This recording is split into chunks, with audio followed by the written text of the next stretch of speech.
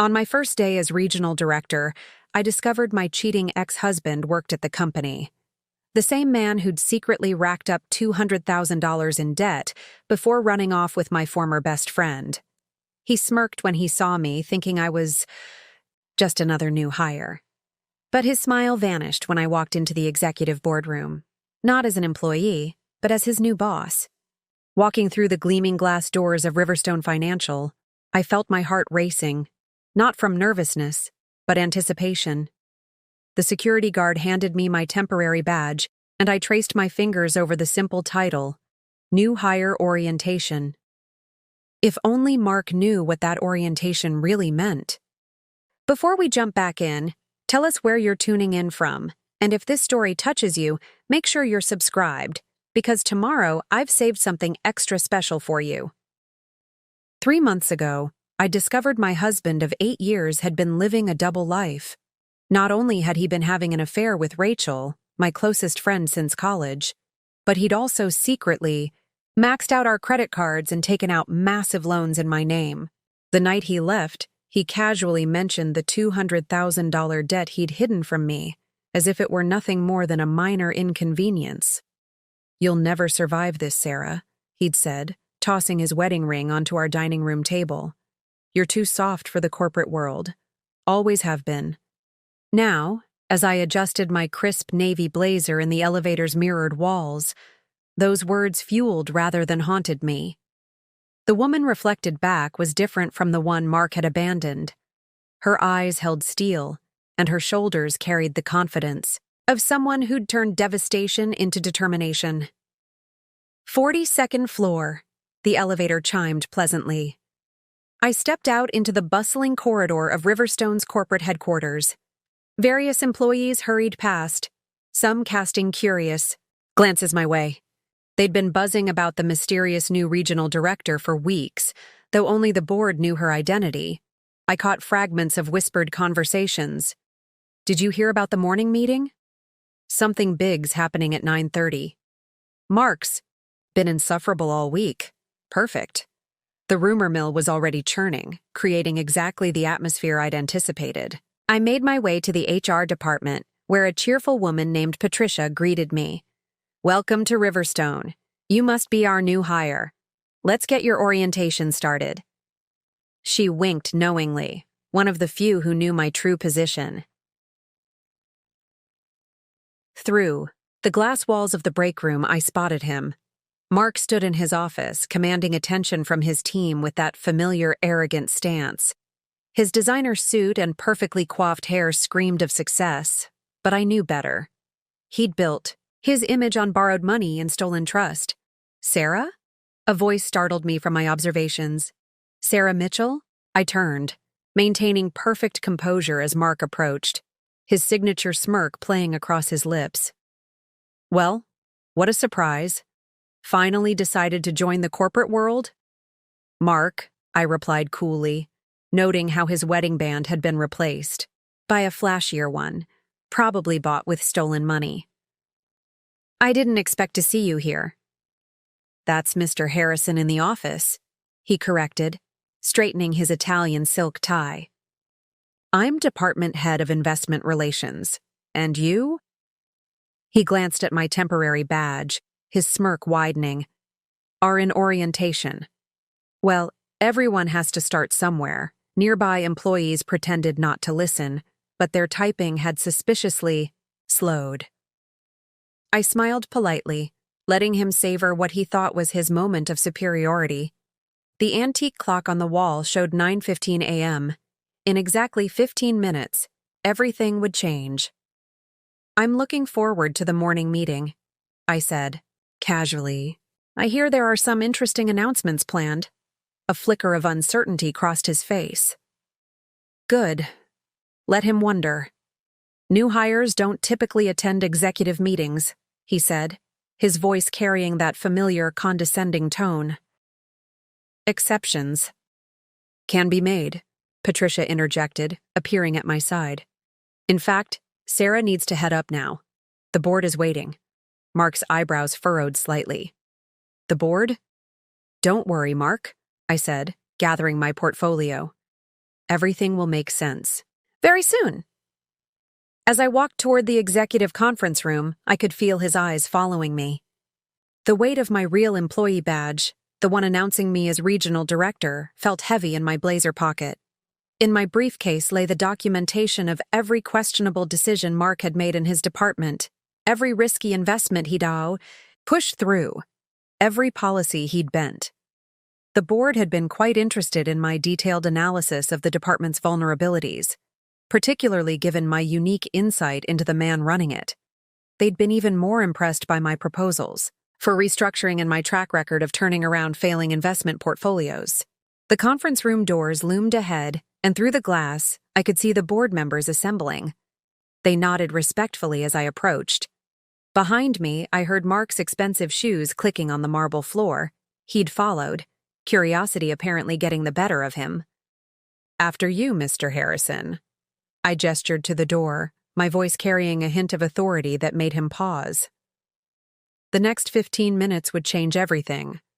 The carefully constructed facade Mark had built would crumble, just as he'd once shattered my world. But unlike him, I wasn't here for destruction. I was here to rebuild, not just my life, but an entire department that had suffered under his reckless leadership. As we settled into the conference room, my mind drifted to that devastating night 3 months ago. The memory was crystal clear, standing in our kitchen, staring at bank statements and credit card bills I'd never known existed, listening to Mark explain how he'd invested in his future, a future that apparently included my best friend, and a condo I was unknowingly paying for. The chairman's voice snapped me back to the present. "Before we begin, I believe we have some introductions to make." He smiled warmly in my direction. "Ms. Mitchell, would you like to do the honors?" I stood, smoothing my blazer with steady hands. The fear and helplessness I'd felt that night in. The kitchen had been replaced by a calm certainty. Mark sat across from me, his expression shifting from confusion to dawning realization as I pulled out my real employee badge. "Thank you, Chairman Reynolds. For those who don't know me, I'm Sarah Mitchell, your new Regional Director of Operations, and we have some serious changes to discuss." The sharp intake of breath from Mark's direction was just the beginning. The real work, transforming Riverstone's investment relations department into something worth being proud of, was about to begin. The tense atmosphere in the conference room brought me back to that rainy Tuesday evening 3 months ago, the night my world imploded. I'd been working late at my investment firm, celebrating quietly after closing a major portfolio restoration project. My phone had buzzed with a text from Rachel. "Sarah, we need to talk. It's about Mark. Meet me at Cafe Luna in 20." The concern in her message seemed odd, but Rachel had been my closest friend since our college days at Northwestern. If she was worried about Mark, it had to be important. I'd grabbed my umbrella, telling myself the knot in my stomach was just anxiety about a potential problem with my husband. I found Rachel at our usual corner table, her usually perfect makeup slightly smudged, hands wrapped around an untouched cappuccino. The moment our eyes met, I knew something was terribly wrong. "I can't do this anymore, Sarah," she'd whispered, pulling out a stack of papers from her designer bag. "I found these in Mark's briefcase last night. You need to see them." My hands trembled as I spread the documents across the table.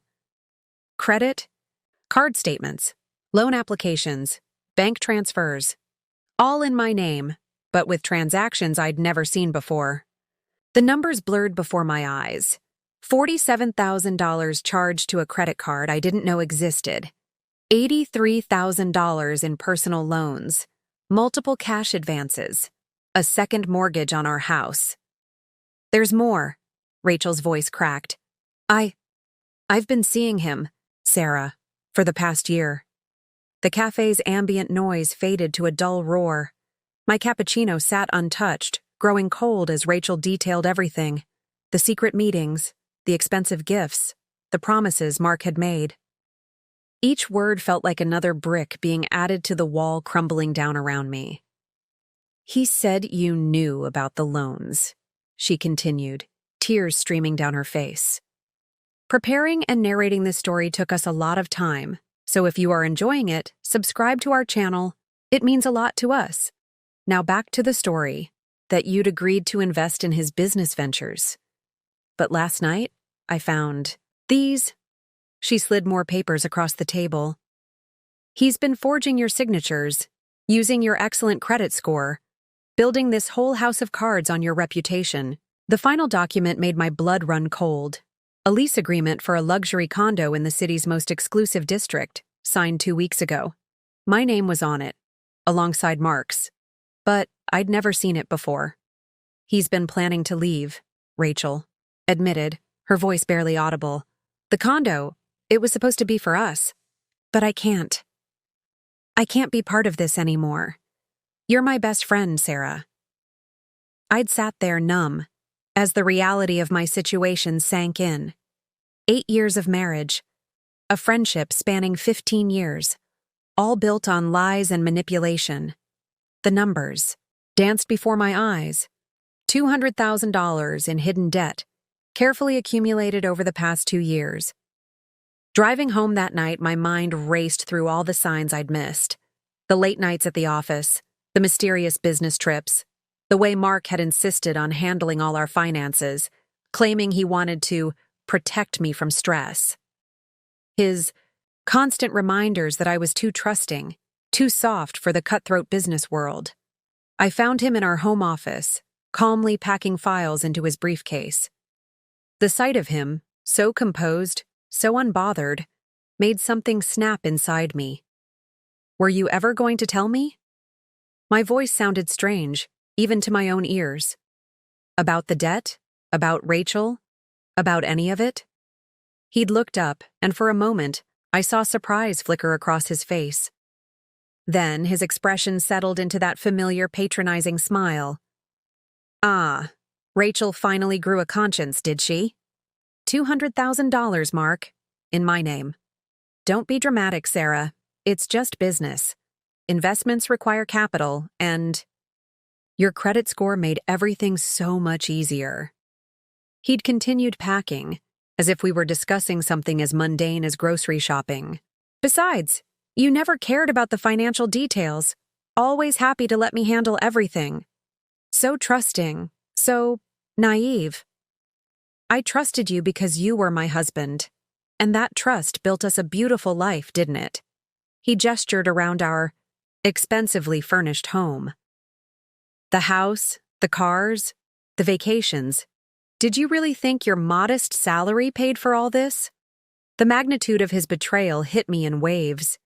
Every luxury I'd thought we'd earned together had been built on lies and stolen credit. Our entire life had been a carefully constructed facade. I've already moved most of my things to the new place, he continued, straightening his tie in the mirror. You can keep the house, though good luck making the payments with the new mortgage. Maybe this will finally force you to develop a backbone. The business world doesn't reward softness, Sarah. I tried to teach you that. He'd tossed his wedding ring onto the desk, a final calculated insult. You'll never survive. This, the debt, the legal battles, the corporate world you've always been too afraid to really embrace. You're too soft. Always have been. The sound of Chairman Reynolds' voice pulled me back to the present moment in the conference room. Mark sat across from me, still radiating that same arrogant confidence.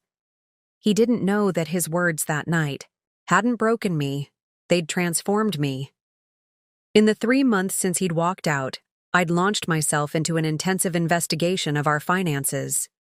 Every transaction, every forged signature, every hidden account laid bare. I'd discovered that Mark's business ventures were a web of risky investments and questionable deals, many involving Riverstone Financial's clients. The same skills that had made me a successful portfolio manager, attention to detail, pattern recognition, strategic thinking, became weapons in my arsenal. I'd tracked down other victims of Mark's schemes, built a comprehensive case, and presented it to Riverstone's board along with my proposals for departmental reform. They'd been impressed not just by my discovery of the irregularities, but by my strategic vision for preventing similar situations in the future. The position of regional director had been created specifically to implement these changes. Looking at Mark now, his expensive suit bought with stolen money, his new wedding, ring probably purchased on credit, I felt neither hatred nor fear. Those emotions had been transformed into something more powerful: purpose. The chairman was distributing folders containing my analysis of the department's vulnerabilities and my proposed solutions. Mark's face grew increasingly pale as he flipped through the pages, recognizing his own transactions laid bare in meticulous detail. "Ms. Mitchell," Chairman Reynolds said, "perhaps you'd like to begin by discussing the irregularities you've discovered in the Investment Relations Department's client accounts." I stood, my voice steady and clear. The woman Mark had dismissed as too soft had become his reckoning, and his education in true business ethics was about to begin. The transformation from victim to victor hadn't been about revenge.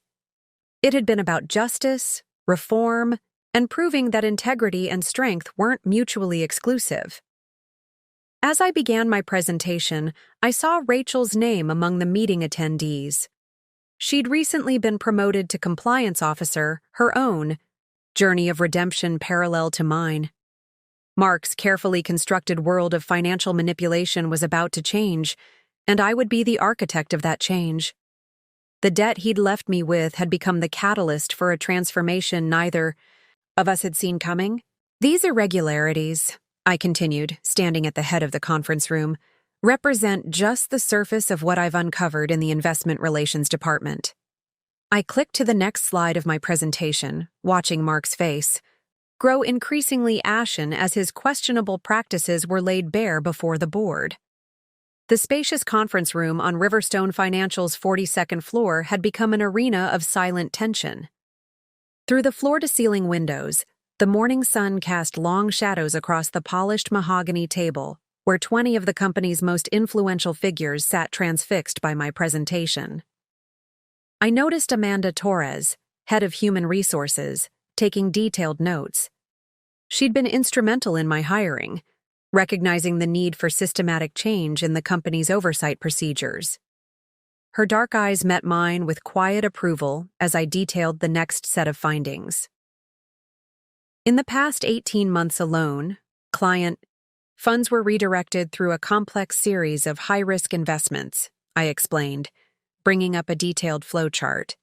Each transaction technically legal but ethically questionable, designed to generate quick returns while exposing clients to unprecedented risk levels. A sharp intake of breath came from Michael Patel, Chief Risk Officer. His reputation for integrity was well known in the industry. And these transactions were all approved by... His voice trailed off as he glanced at Mark. "By the department, head of investment relations," I confirmed, my voice steady. "Mr. Harrison's signature appears on every authorization form." Mark shifted in his leather chair, his usual confidence cracking under the weight of evidence. "These were all approved investments," he interjected, attempting to regain control. "Every client signed the necessary paperwork." "Interesting you should mention paperwork," I replied, clicking to the next slide. "Notice the signature patterns on these authorization forms." I approached the screen, pointing out subtle discrepancies. Several clients have confirmed they never saw these documents, let alone signed them. The room grew uncomfortably quiet. Through the glass walls, I could see curious employees gathering, drawn by the unusual length and intensity of the morning meeting. Among them stood Rachel, her face a mixture of guilt and determination. Our eyes met briefly.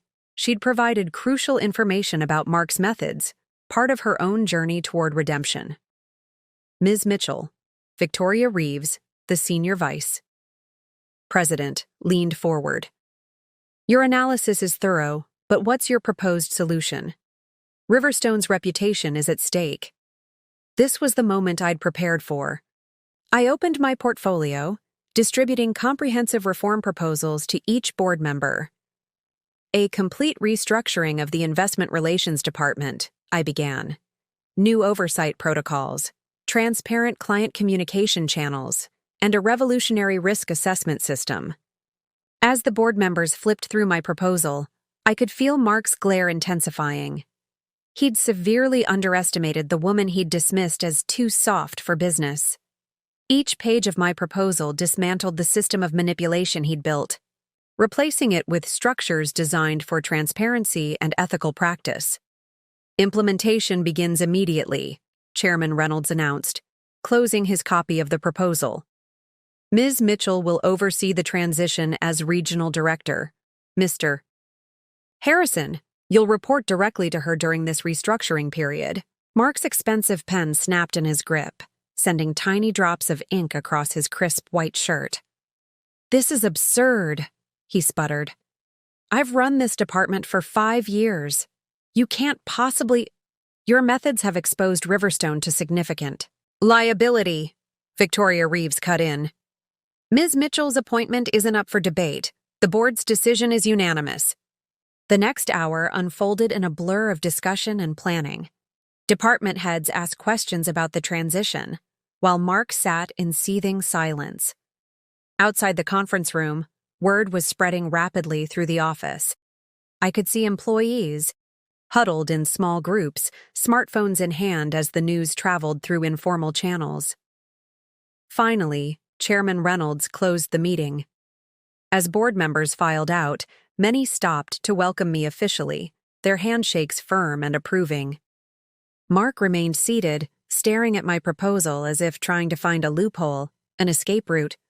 "Mr. Harrison," I said, gathering my materials, "I'll need a complete audit of your current client portfolio by tomorrow morning.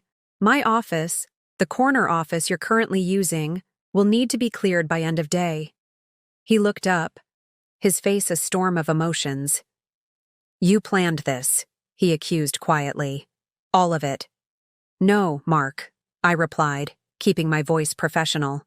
"You planned this, the day you decided to forge my signature on those loan documents. I'm just implementing the consequences." As I left the conference room, Amanda Torres fell into step beside me. "Security has been notified," she murmured. "They'll supervise Mr. Harrison's office relocation. His new workspace is ready on the 38th floor." I nodded, watching. The office dynamics shift in real time. Employees who had once scurried away from Mark's approach now stood their ground, their postures straighter, their expressions more confident. The culture of fear he'd cultivated was already beginning to crack. My temporary badge had been replaced with my official credentials. Sarah Mitchell, Regional Director. The weight of it felt right against my blazer, a tangible symbol of transformation. Through the glass walls of what would soon be my office, I could see Mark roughly packing his personal items, his movements angry and jerky. "Sarah?" Rachel approached hesitantly, holding a stack of files. "These are the compliance reports you requested. And I want you to know, the team is ready to support your changes. We've needed this for a long time." Looking at her now, I saw neither my former best friend nor my husband's mistress, but a professional working to correct past mistakes. "Thank you, Rachel. We'll need everyone on board for what's ahead." The morning sun had reached its peak, streaming through the windows, and illuminating the office space in harsh clarity. In the harsh light, the cracks in Mark's carefully constructed facade were visible to everyone. His designer suit couldn't hide the sweat staining his collar. His expensive watch couldn't disguise the tremor in his hands as he packed his awards and photographs. Ms. Mitchell, David Patterson, a junior analyst, approached with a handful of documents. "I have some concerns about these investment strategies Mr. Harrison implemented last month. The risk levels seem— Bring them to my office in an hour," I interrupted gently. "Everything will be reviewed and addressed." The fear in David's eyes was familiar. I'd seen it in my own reflection months ago, staring at mounting debt statements and forged signatures. But now, that fear was being replaced by something else. Hope for change, for accountability, for a workplace built on integrity rather than intimidation. My phone buzzed with messages from other department heads, all eager to discuss the coming changes. Mark's power structure was crumbling, but unlike him, I wasn't interested in building a kingdom. I was here to build something far more valuable, a system of transparency, ethics, and genuine growth. The transformation had begun, and there would be no going back to the old ways of doing business.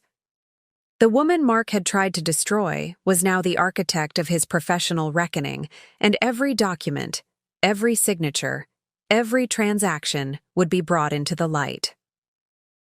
The next 48 hours at Riverstone Financial unfolded like a carefully orchestrated symphony of change. From my new corner office, I watched the ripple effects spread through every department.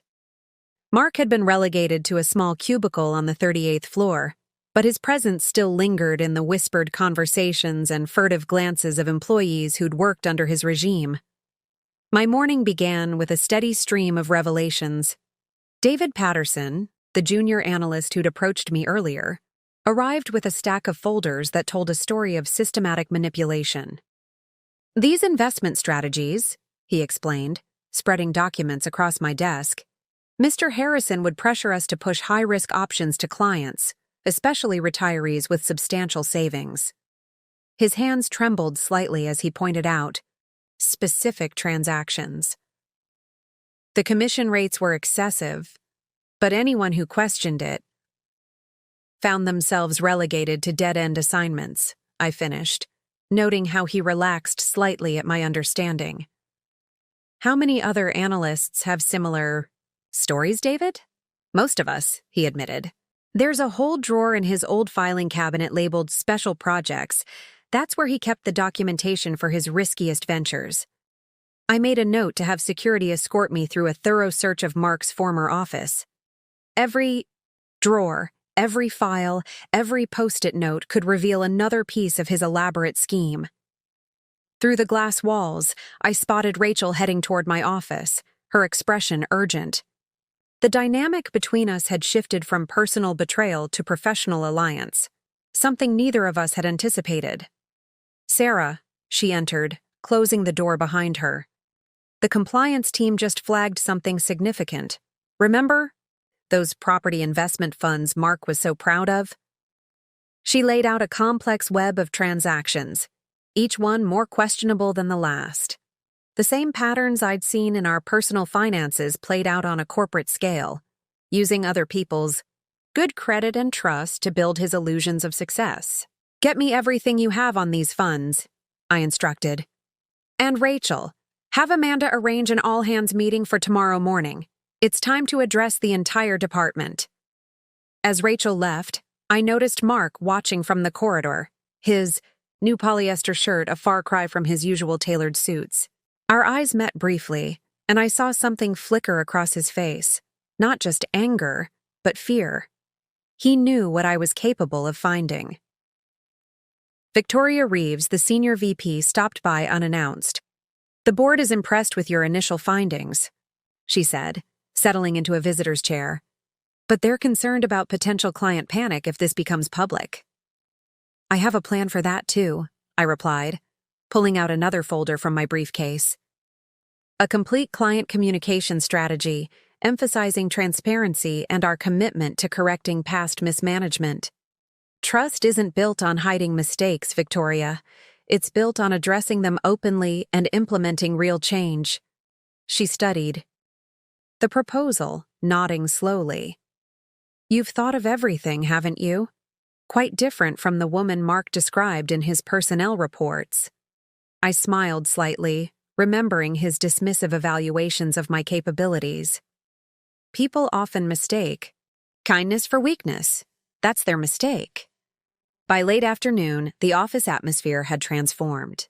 Employees who had once hurried past Mark's office with downcast eyes now walked confidently, sharing information freely. The culture of fear was being replaced by one of collaboration. Amanda Torres arrived with the preliminary HR report.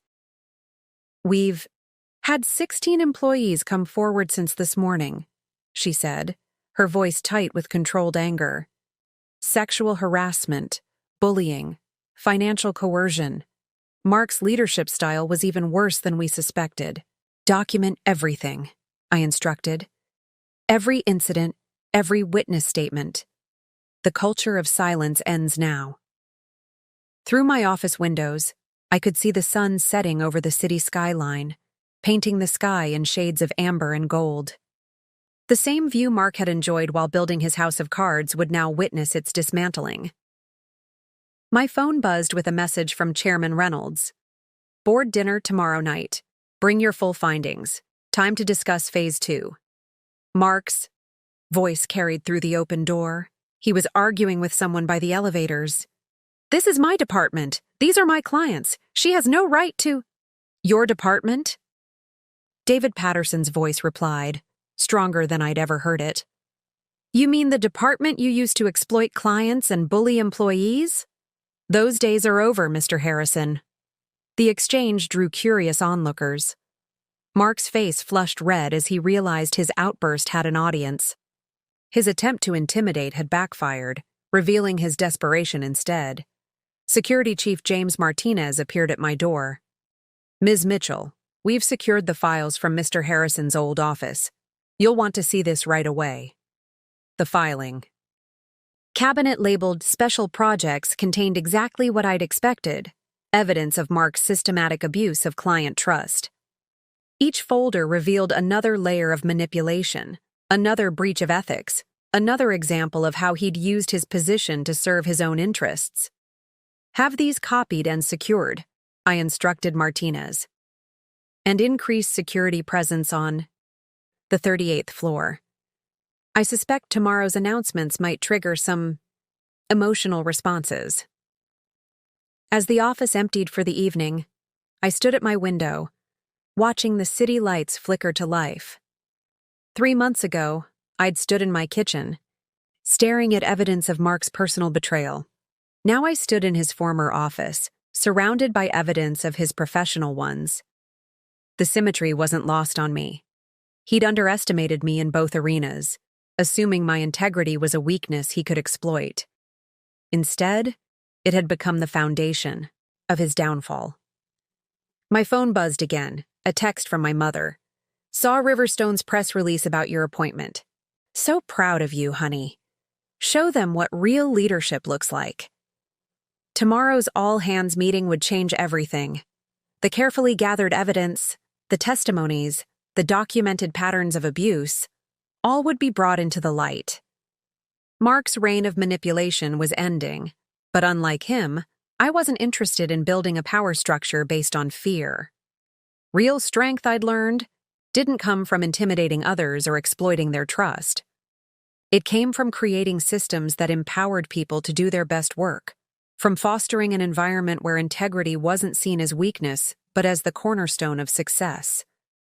The night deepened, but lights still burned in offices throughout the building. Employees who had once rushed to leave at 5 now stayed late, eager to be part of the coming changes. Their dedication wasn't driven by fear of reprisals, but by genuine investment in transformation. Tomorrow would bring its own challenges, but tonight, watching the city gleam below, I allowed myself a moment to appreciate how far I'd come. The woman Mark had dismissed as too soft had become the architect of his professional reckoning, and her work was just beginning. The $200,000 debt he'd left me with had become an unexpected gift, a catalyst for uncovering not just his personal betrayal, but his entire network of professional misconduct. Sometimes I realized the greatest strength comes not from avoiding pain, but from transforming it into purpose. As I prepared for tomorrow's all-hands meeting, my mind drifted back to the darkest day of my life, the day after Mark's betrayal was exposed.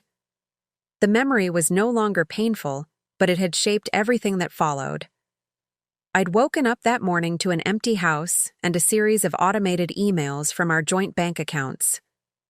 Insufficient funds, payment declined, account overdrawn.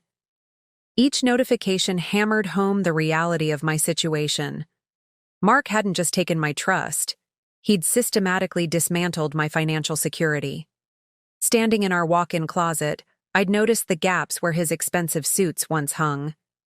The safe in the back wall stood open and empty. He'd cleared out everything, including my grandmother's jewelry that I'd stored there for safekeeping. Even in leaving, he'd found ways to wound. The kitchen counter was littered with past due, notices I'd never seen before, bills for credit cards I didn't know existed, loan statements with my forged signature. Each document told the story of Mark's careful manipulation, his calculated betrayal. My phone had been buzzing constantly, Rachel's repeated calls, which I ignored, and messages from friends asking about rumors they'd heard. Mark, it seemed, was already controlling the narrative, telling anyone who would listen about his troubled marriage and how he'd finally found happiness. The breaking point came when I opened my laptop to check our investment accounts. Everything was gone. Our retirement savings, our emergency fund, even the money I'd been setting aside for my nephew's college fund, all transferred out over the past months through a series of small transactions I'd never noticed. I'd collapsed. At the kitchen table, surrounded by evidence of my own blind trust. The woman staring back from the chrome refrigerator door looked broken, lost. That reflection became my turning point. With trembling hands, I'd pulled out a fresh legal pad and begun to write. Every transaction I could remember. Every time Mark had dismissed my questions about our finances. Every business trip that now seemed suspicious. The pattern emerged with devastating clarity. The doorbell rang. It was Lisa Morgan, my accountant. Friend from college. I hadn't called her, but Rachel must have reached out. Lisa took one look at the papers scattered across my kitchen, and her professional demeanor took over. First, she'd said, pulling out her laptop, we document everything. Then we fight back. Hour after hour, we traced the web of financial deceit. Mark had been methodical, starting small and gradually escalating. A credit card here, a personal loan there, always using my stellar credit score, always forging my signature with practiced ease. Sarah, Lisa had said gently, looking up from a particularly troubling document. This goes beyond personal finances. Some of these transactions, they look like the same patterns I've seen in corporate fraud cases. That statement had sparked something in my mind. I'd pulled up Riverstone Financial's public records, where Mark had recently been promoted to department head. The similarities between his personal financial schemes and certain corporate investment patterns were impossible to ignore. He's doing it there too, I'd whispered, the realization hitting me like a physical blow. The same patterns, the same techniques, just on a larger scale. Lisa's expression had hardened. Then that's our way in. Corporate fraud leaves a trail, Sarah. If he's using the same methods at work, we'd worked through the night, ordering takeout that grew cold as we built a case. Every document was scanned, every transaction logged, every pattern noted. By dawn, my dining room looked like a war room, with papers taped to walls and sticky notes creating a timeline of deception. The morning sun had streamed through the windows, illuminating the chaos of my disrupted life. But something else was illuminated too, a path forward. Mark had taught me more than he realized about financial manipulation.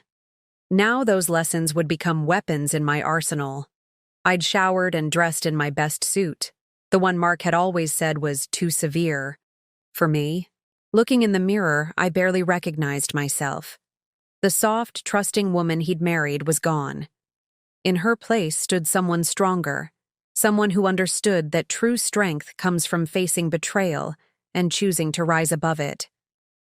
"What's the plan?" Lisa had asked, watching me gather the most damning documents into a portfolio. "First, we go to Riverstone's board," I'd replied, my voice steady. "They need to know who they've put in charge of their clients' money. Then we rebuild, not just my life, but every system he's corrupted." The next weeks had been a blur of legal meetings, credit agencies, and careful documentation. Each day revealed new depths to Mark's betrayal, but also showed me strengths I never knew I possessed. My attention to detail, my ability to spot patterns, my understanding of financial systems all became tools for recovery. I'd withdrawn from social activities, focusing every spare moment on building my case.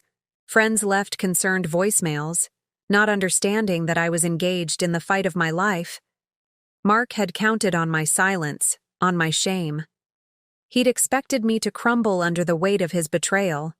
Instead, I'd turned that weight into foundation, stones, building a new future from the ruins of his deception. Every document I uncovered, every pattern I traced, brought me closer to not just recovery, but transformation. The day I'd finally presented my findings to Riverstone's board had been surreal. I'd walked into their executive boardroom not as a victim seeking justice, but as a professional exposing systemic fraud. My personal connection to Mark was almost secondary to the evidence I'd gathered of his corporate misconduct. Now, standing in my new office at Riverstone, those memories felt distant, yet crucial. The pain of betrayal had forged something unexpected. A leader who understood both the mechanics of financial manipulation and the importance of ethical oversight. Tomorrow's all-hands meeting wouldn't just expose Mark's misconduct, it would lay the groundwork for a new corporate culture. One built on transparency, accountability, and the understanding that true strength comes not from exploiting others' trust, but from earning and maintaining it. My phone buzzed with a text from Lisa. Saw the company announcement. From victim to regional director in 3 months. Not bad for someone too soft for business. I smiled, remembering Mark's words from that devastating night. He'd been right about one thing.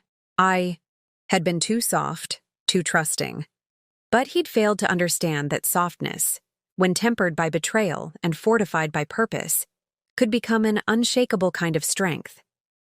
The sun had set fully now, leaving the city sparkling below.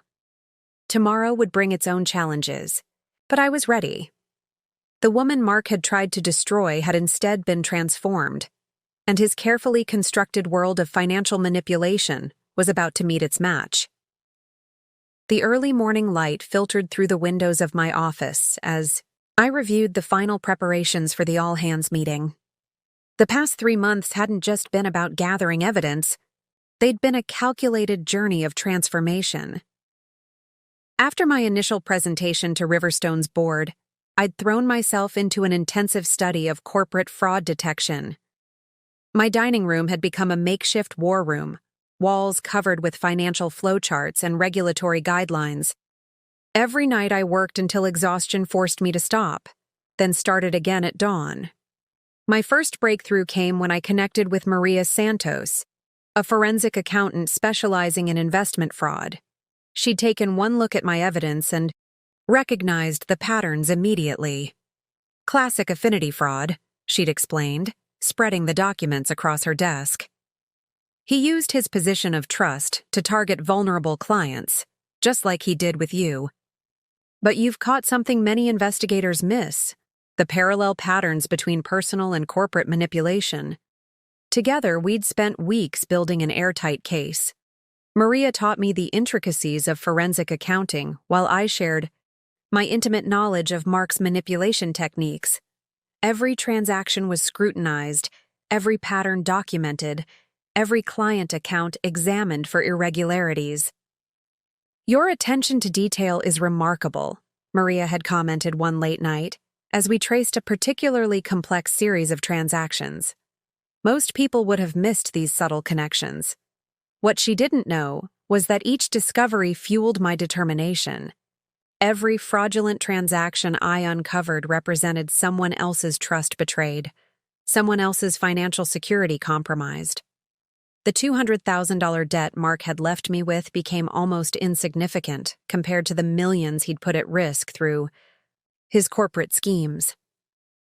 I'd also reached out to Catherine Wright, a corporate governance expert who'd made headlines exposing investment fraud at major firms.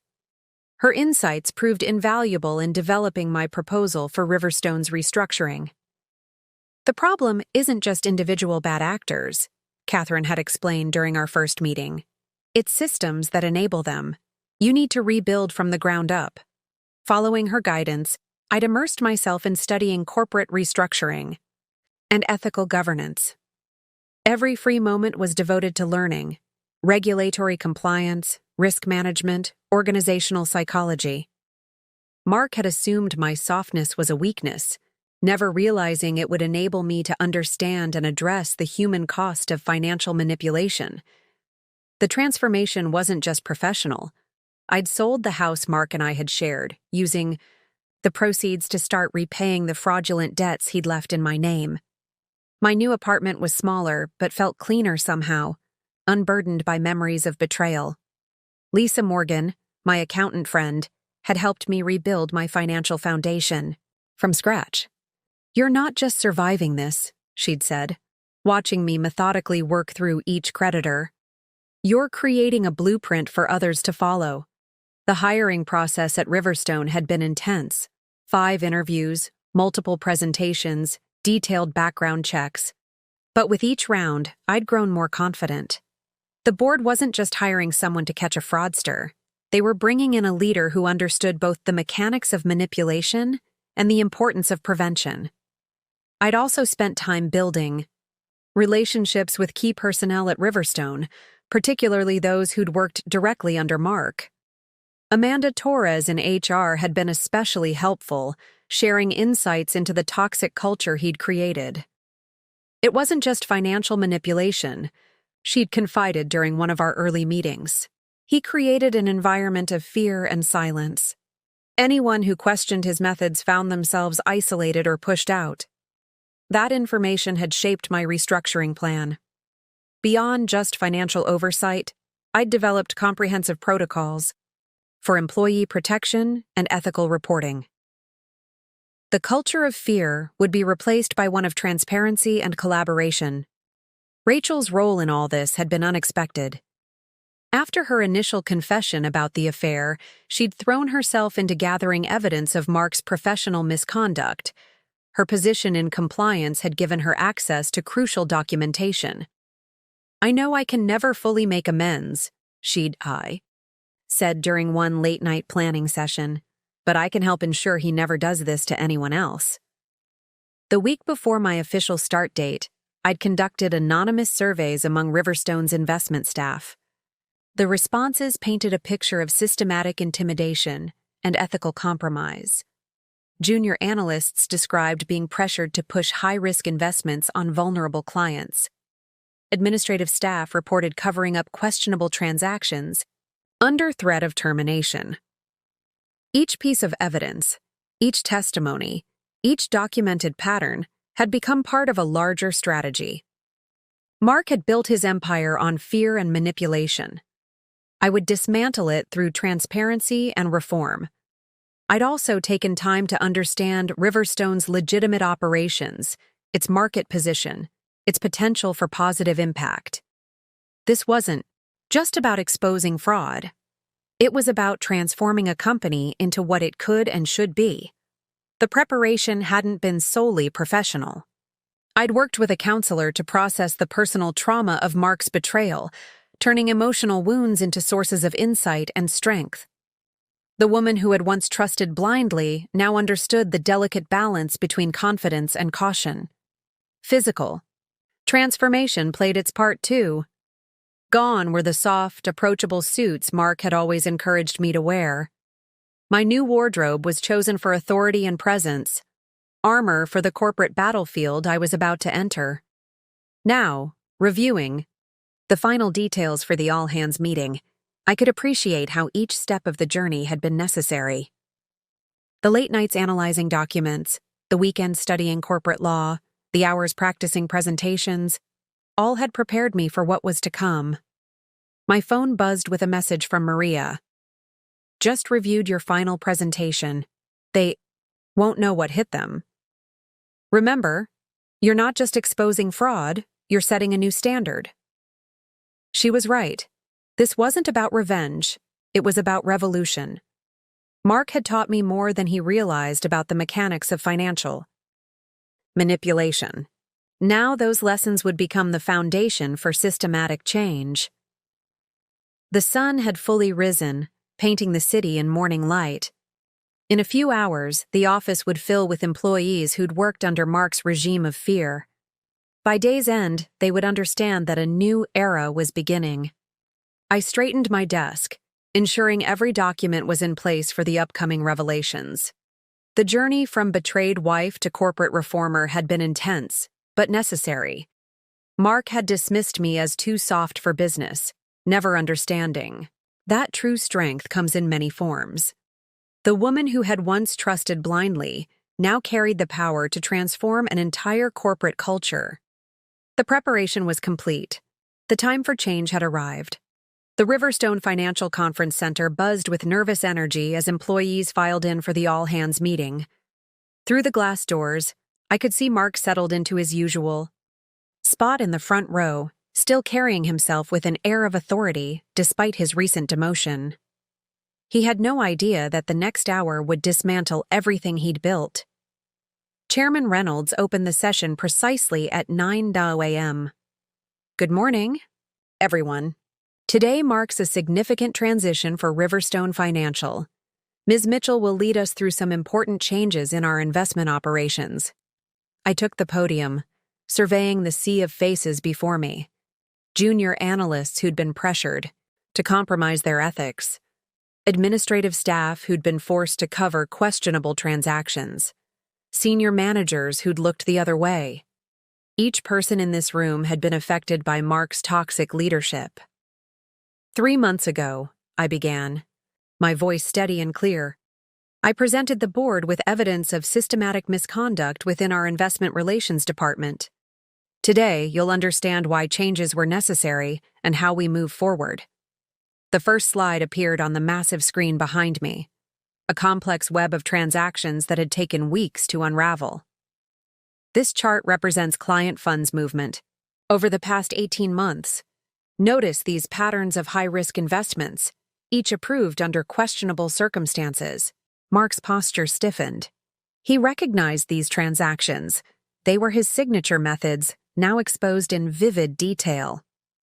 Mr. Patterson, I called out to the junior analyst who'd first brought concerns to my attention. Could you explain what happened when you questioned these investment strategies? David stood, his voice initially shaky but growing stronger. I was told to either push the high-risk options or find another job. Mr. Harrison said questioning his methods would be career suicide. Murmurs rippled through the audience. Other analysts began nodding, recognition dawning on their faces. This culture of intimidation ends today, I announced, clicking to the next slide. We've documented 47 instances of ethical violations, ranging from pressure tactics to direct manipulation of client information. The screen filled with evidence, emails, altered documents, forged signatures, each piece meticulously gathered and verified. Mark's face grew increasingly pale as his methods were laid bare. Ms. Mitchell, he interrupted, standing abruptly. These were all approved investments. Every transaction followed company protocols. Protocols you manipulated, I cut in, bringing up the next set of documents. Let's discuss the special projects files found in your office. The room fell silent as I detailed how client funds had been channeled into increasingly risky ventures, how documentation had been altered, how pressure had been applied to silence questions. This isn't just about financial misconduct, I continued, nodding to Amanda Torres. Human Resources has collected extensive evidence of systematic intimidation and harassment.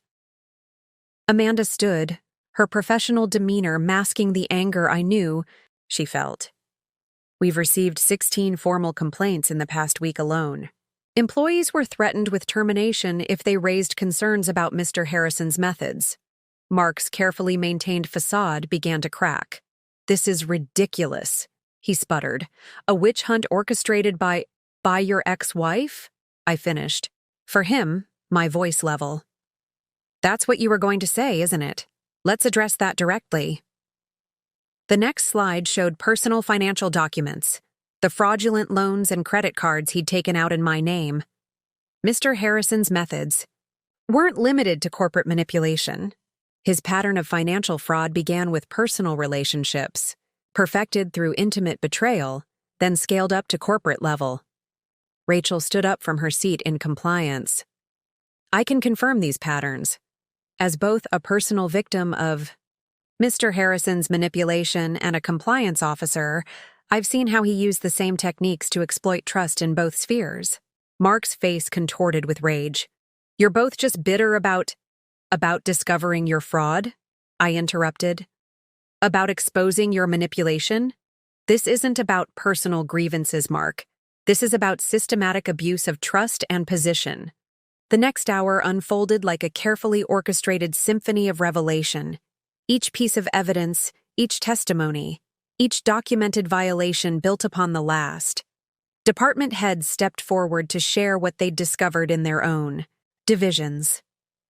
Employees began raising hands, offering their own experiences of intimidation and coercion. Mark's kingdom of fear was crumbling in real time, each brick of his carefully constructed facade falling away to reveal the rot beneath. Moving forward, I announced, bringing up the restructuring plan. Every aspect of our investment operations will be transformed. New oversight protocols, transparent reporting systems, and ethical investment guidelines are just the beginning. The Afghan energy in the room shifted as I outlined the changes. Fear gave way to hope as employees realized they were being offered not just protection, but empowerment. Every person in this room has a role in our transformation, I continued. Your insights, your concerns, your suggestions, all will be heard and valued. The era of silence and intimidation is over. I clicked to the final slide, displaying the new organizational structure. Effective immediately, all investment decisions will undergo multi-level review. Client communications will be transparent and documented. Every employee will have direct access to compliance resources without fear of retaliation. Mark stood again, his expensive suit no longer able to mask his desperation. The board fully supports these changes, Chairman Reynolds interrupted, stepping forward. In fact, Ms. Mitchell's restructuring plan has become a model for our other regional offices. The room erupted in questions, but they weren't directed at Mark anymore. Employees turned to me, eager to understand their roles in the new system, hungry for the chance to work with integrity again. As the meeting concluded, Mark remained rooted to his spot, watching his influence evaporate. The power he'd built through fear was being replaced by something stronger. Authentic leadership based on transparency and trust. Mr. Harrison, I addressed him directly, you'll find your new assignment details waiting at your desk. Your client accounts are being redistributed pending full audit. He stared at me, finally seeing not the woman he'd dismissed as too soft, but the leader who'd outmaneuvered him at every turn.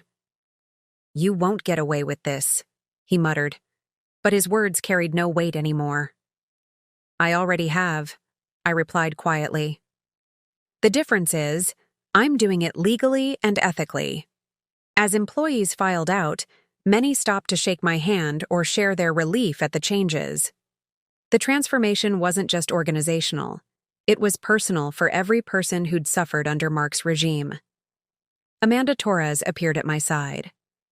Security is ready to escort Mr. Harrison to his new position. IT has already restricted his system access.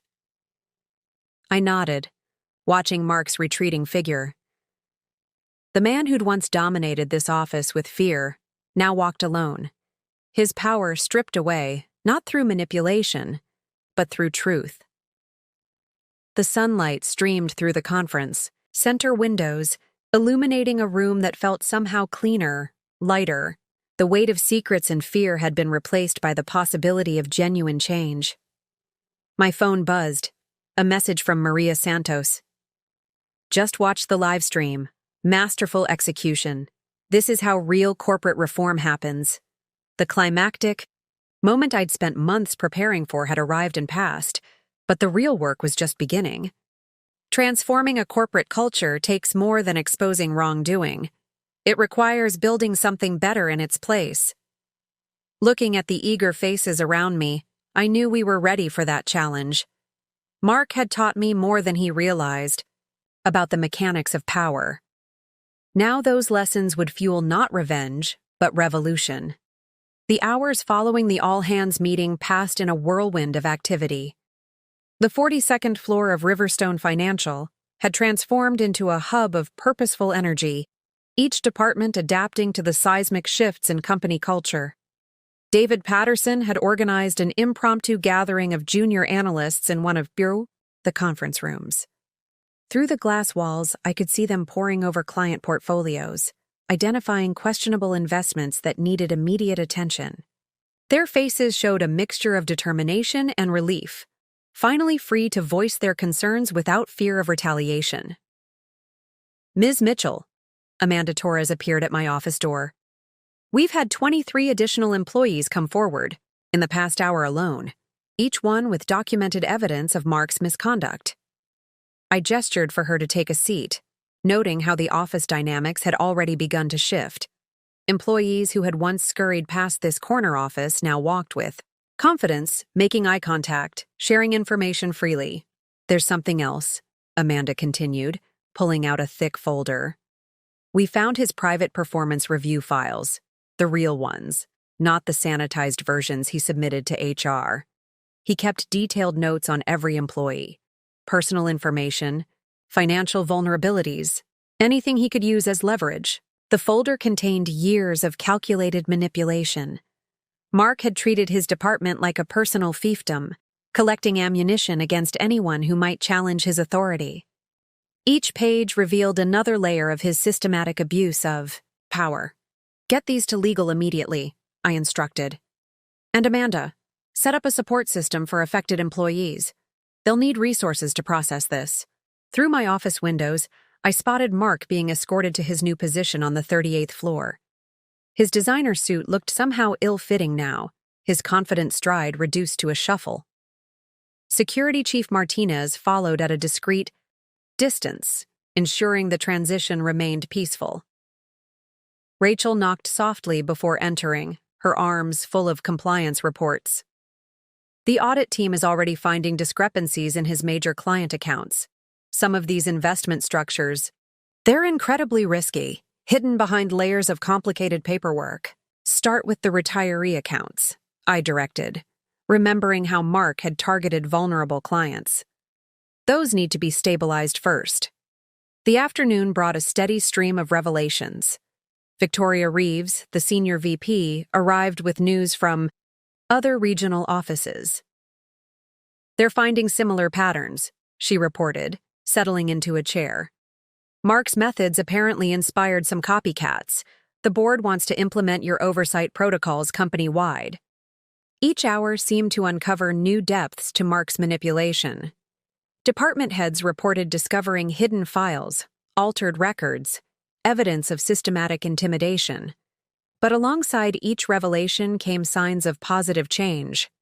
I watched as Sarah Zhang, a previously quiet risk analyst, confidently presented her concerns about an investment strategy to her team. Months ago, such initiative would have been punished. Now, it was celebrated. Ms. Mitchell, David Patterson reappeared, his earlier nervousness replaced by professional purpose. We've identified the highest-risk client portfolios. The team is ready to begin restructuring them following the new protocols. The transformation wasn't just professional, it was deeply personal for every employee who'd suffered under Mark's regime. I noticed people gathering in small groups, sharing stories they'd been afraid to tell before, supporting colleagues who were just beginning to process their experiences. My phone buzzed with messages from industry contacts. Word of the changes at Riverstone was spreading fast. Mark's reputation in the financial world was crumbling as quickly as his corporate empire had. They found something in the executive bathroom, Amanda reported, returning with another file. A hidden tablet containing private information about board members. He was collecting leverage against everyone. The discovery painted an even clearer picture of Mark's methods. He hadn't just manipulated finances. He'd built an elaborate web of personal information and threats, using fear to maintain his position. As evening approached, I called another brief meeting with the department heads. The conference room felt different now, energized rather than tense, collaborative rather than competitive. The immediate changes are just the beginning, I explained, outlining the next phases of our transformation. Every process, every policy, every aspect of our operations will be rebuilt with transparency and ethics at its core. Michael Patel, the Chief Risk Officer, nodded in agreement. The culture shift is already visible. People are speaking up, asking questions, challenging questionable practices. Through the glass walls, I could see Mark in his new cubicle, staring at his computer screen. The man who had once dominated this floor through fear now sat isolated, his power stripped away, not through manipulation, but through truth. Ms. Mitchell, Patricia from HR appeared with another update. We've had requests from several employees for ethics training. They want to learn how to identify and prevent similar situations in the future.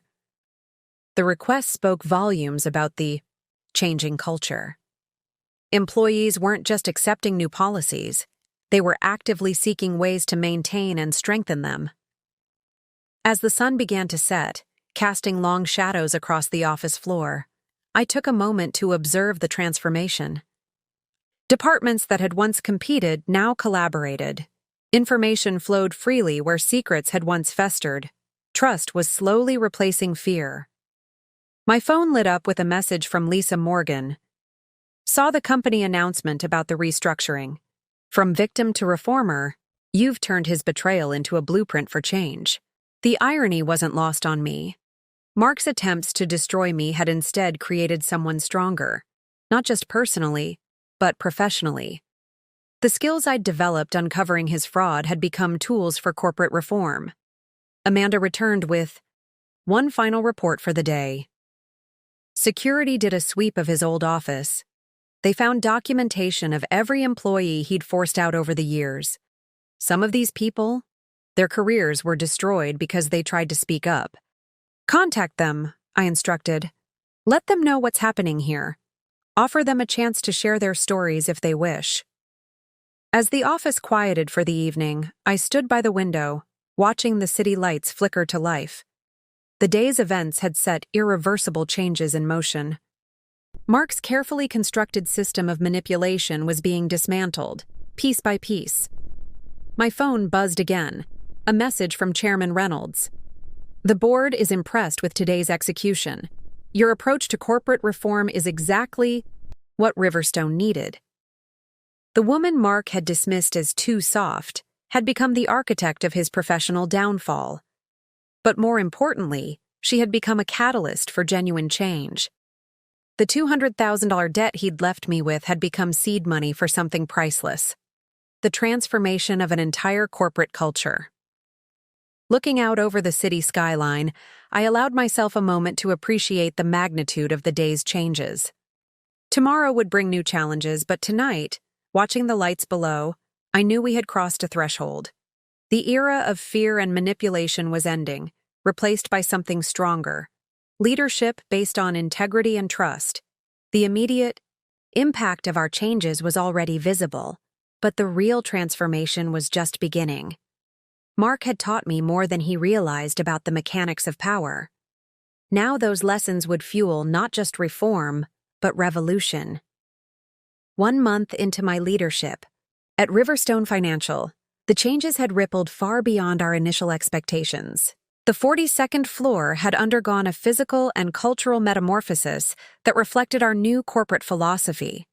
The intimidating, dark mahogany walls of the executive suite had been replaced with glass partitions, creating an environment of literal transparency.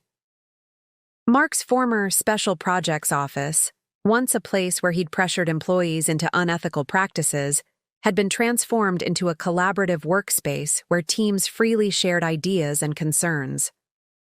The quarterly numbers are in, Victoria Reeves announced during our morning executive meeting.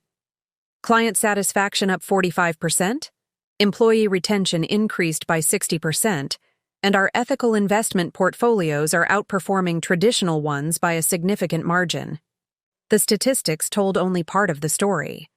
The real transformation was visible in the daily interactions and atmosphere throughout the building.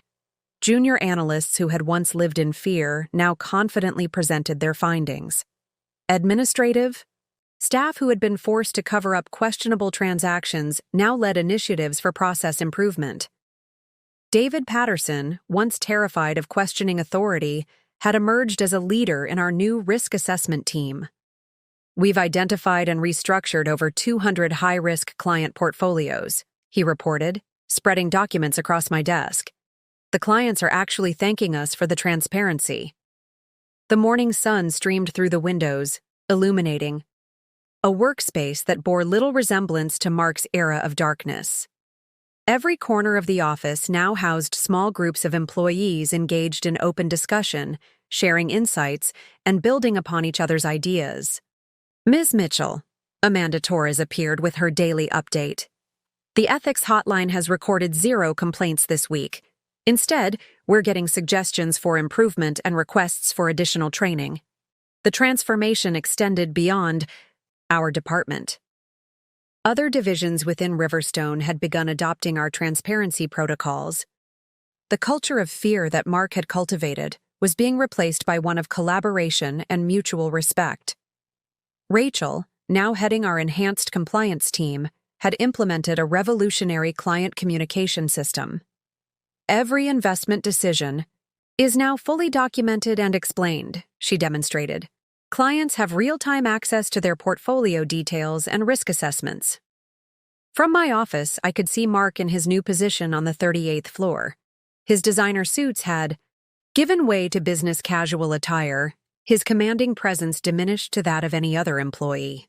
The man who had once ruled through intimidation now experienced firsthand the environment he'd created. The board is impressed with the transformation, Chairman Reynolds commented during our weekly meeting. Your approach to corporate reform is becoming a model for other financial institutions. The changes weren't just internal. Industry publications had begun featuring articles about Riverstone's revolutionary approach to ethical investment. Our transparency initiatives were being studied by other firms looking to reform their own practices. Sarah Zhang, our previously quiet risk analyst, had developed an innovative system for identifying potential ethical conflicts before they became problems. It's based on the patterns we discovered in Mark's operations, she explained. By understanding how manipulation works, we can better prevent it. The physical transformation of the office continued as well. The intimidating corner offices had been converted into collaborative spaces. The hierarchical layout that had once separated management from staff had been replaced by an open floor plan that encouraged interaction and communication.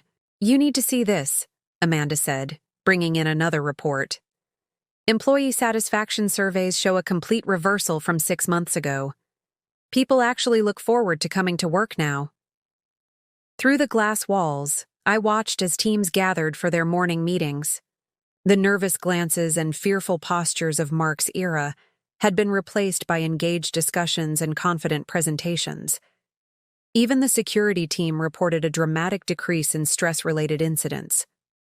Ms. Mitchell, Patricia from HR, appeared, with more updates. We've had 32 applications for internal promotions this week alone. People who were afraid to advance under the old system are now stepping forward. The transformation hadn't been without challenges. Some employees, conditioned by years of toxic leadership, struggled to adapt to an environment of transparency and accountability. We'd implemented support systems and training programs to help them transition. It's not just about changing policies, I explained during a leadership workshop. It's about healing the trauma of systematic manipulation and rebuilding trust from the ground up. My phone buzzed with a message from Maria Santos. Your corporate reform model is being discussed in financial circles. Several firms have requested consultations on implementing similar changes. The afternoon brought a visit from a team of industry regulators. Instead of the tense scrutiny that had characterized past inspections, they found a department eager to demonstrate its commitment to ethical practices. This is unprecedented, the lead inspector commented, reviewing our new oversight protocols. You've created systems that make manipulation virtually impossible while improving efficiency. Through my office windows, I spotted Mark attempting to navigate the new collaborative environment. His old tactics of intimidation fell flat in a workspace designed for transparency. The man who had once dominated through fear now struggled to contribute meaningfully to team discussions. "There's something you should see," Rachel said, entering with a stack of files. "Remember those high-risk investment packages Mark pushed? We've completely restructured them. The clients are actually seeing better returns under the ethical investment model." The transformation had extended to our client relationships as well. Instead of the high-pressure sales tactics Mark had advocated, we now focused on education and transparent communication. Clients were partners in their investment decisions, fully informed of both risks and opportunities. "Your story is inspiring others," Amanda mentioned, sharing an industry newsletter. "Other professionals who've faced similar betrayals are speaking up, pushing for reform in their own organizations." As evening approached, I stood by the window, observing the bustling office below. The woman Mark had tried to destroy had instead become a catalyst for industry-wide change. His betrayal, meant to break me, had instead created something powerful, a model for corporate reform based on integrity and transparency. My phone lit up with a message from Lisa. "Saw your interview in Financial Weekly. From personal debt to corporate revolution, you've turned trauma into transformation." The sunset painted the city skyline in shades of gold, reflecting off the glass walls that now symbolized our commitment to transparency. Mark's legacy of fear was being systematically replaced by something stronger, a corporate culture built on trust, ethics, and mutual respect. Chairman Reynolds appeared at my door. "The board wants to implement your reform model across all regional offices. Your experience with manipulation has given you unique insights into preventing it." The transformation continued to unfold, each day bringing new evidence of positive change. The $200,000 debt Mark had left me with had become seed money for a revolution in corporate culture. His attempt to destroy me had instead created someone capable of rebuilding not just a department, but an entire approach to business ethics. As the office lights dimmed for the evening, I reflected on how far we'd come. The broader transformation wasn't just about exposing past wrongs, it was about creating systems that prevented future ones. Mark had taught me the mechanics of manipulation. I had used that knowledge to build safeguards against it. The woman he'd dismissed as too soft had transformed his tactics of destruction into tools for positive change. The journey from victim to reformer had created something lasting, a model for corporate ethics that put humanity and integrity at its core. 3 months into Riverstone's transformation, I sat in my office reviewing the latest company-wide metrics. The numbers told a story of remarkable change, but the real evolution was visible in the daily interactions and shifting dynamics throughout the building. Mark's new position on the 38th floor had forced him to confront the consequences of his past leadership style. Through the quarterly reports, I could trace his gradual transformation from tyrannical department head to someone struggling to find his place in an ethical environment. "Ms. Mitchell," Amanda appeared at my door.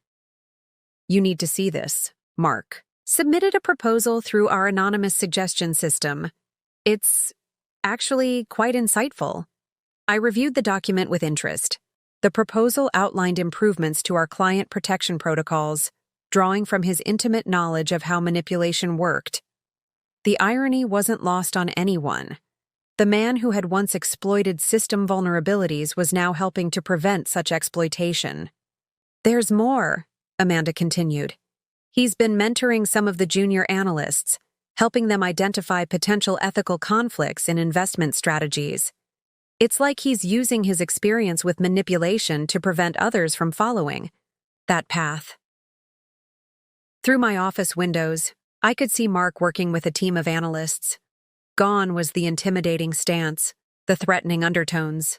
Instead, he spoke with them as equals, his knowledge of financial systems now serving a constructive purpose.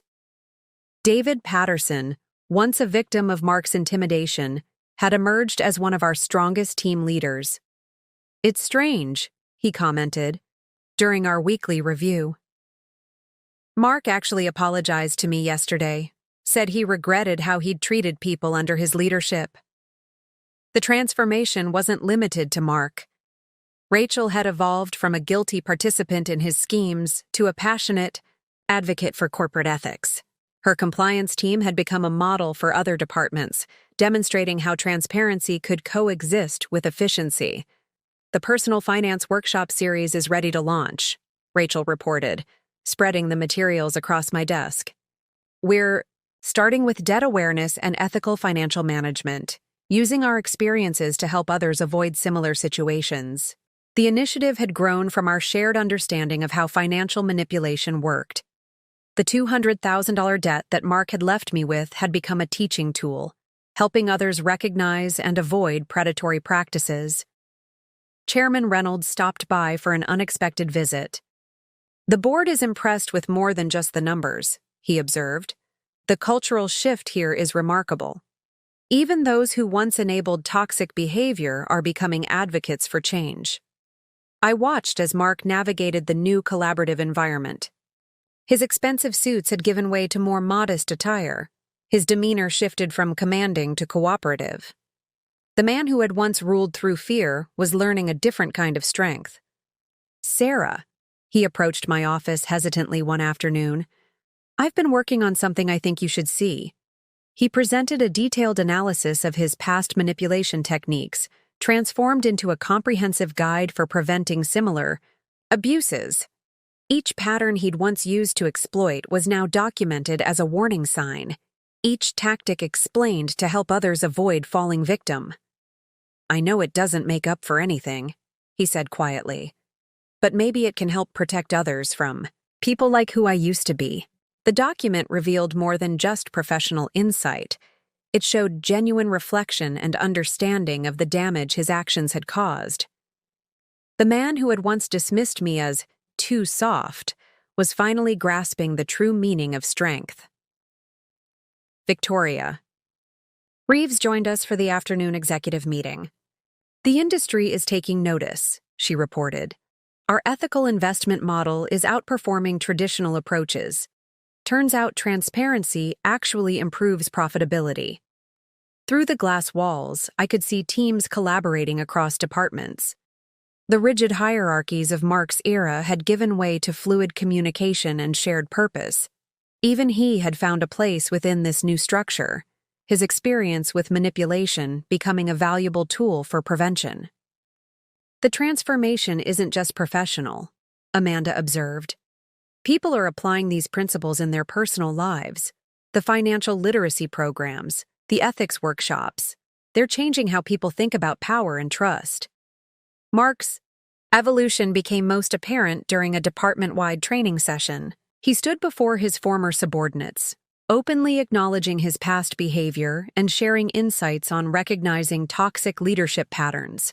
"I used to think power meant control," he admitted to the gathered employees.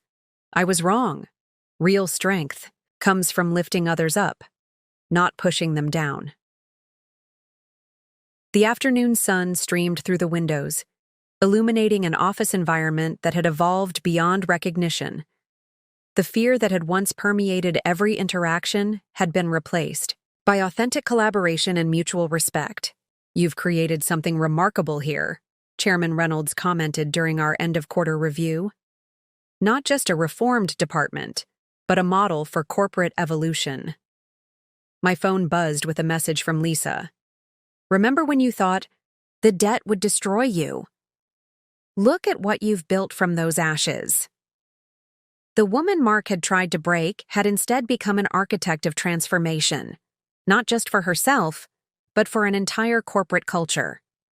His betrayal had sparked changes neither of us could have imagined. As the day drew to a close, I watched Mark gathering his things to leave. The man who had once dominated through fear now moved through the office with quiet purpose, his past actions becoming lessons for positive change. "Sarah," he paused by my door. "I never thought I'd say this, but thank you for showing me a better way to lead, to live. The sunset painted the city skyline in shades of possibility.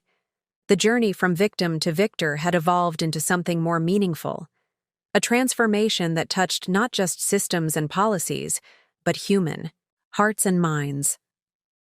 Mark's attempt to destroy me through debt and betrayal had instead created someone capable of revolutionary change. The softness he had scorned had become a strength that transformed not just a department, but an entire approach to corporate leadership. The character evolution wasn't limited to individuals. It had rippled through the entire organization, creating a new paradigm of business ethics.